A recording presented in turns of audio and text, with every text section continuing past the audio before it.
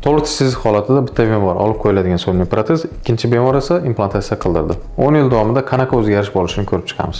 Ya'ni muddatga nisbatan to'g'ri olib qo'yiladigan so'lniy protez implantga nisbatan tezroq tayyor bo'ladi. Lekin birinchi yil ichida unchalik katta o'zgarish kuzatilmaydi. Xo'p, birinchi holatda so'lniy protez bemorda 7 kun ichida tayyor bo'ladi. Implantatsiya esa birinchi bosqichda implantatsiya qilinadi va 7-10 kun ichida vaqtinchalik koronkalar qo'yiladi. Doimiy koronkalar esa 3 oydan so'ng qilinadi. Lekin eng katta o'zgarish bu 5 yildan so'ng davom etadi.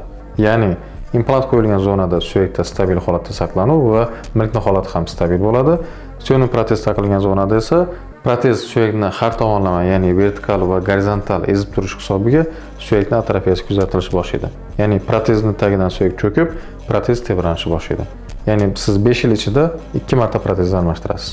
Bu holatni tushundik. Endi 10 yildan keyingi dinamikani ko'rib chiqamiz. 5 yil davomida ezib turgan protezni yana qaytadan yo'g'onroq qilib yasalganligi hisobiga u protez endi suyakni yanada ko'proq ezadi va nerv zonasigacha atrofiyasiga olib keladi. Va buni hisobiga protezni ushlaydigan joyda hech qanaqa tayanch nuqta qolmaydi.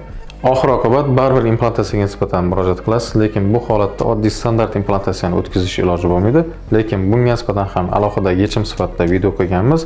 Uni olish maqsadida izohlarda implant so'zini yozib qoldiring, biz sizga to'liq videoni jo'natamiz.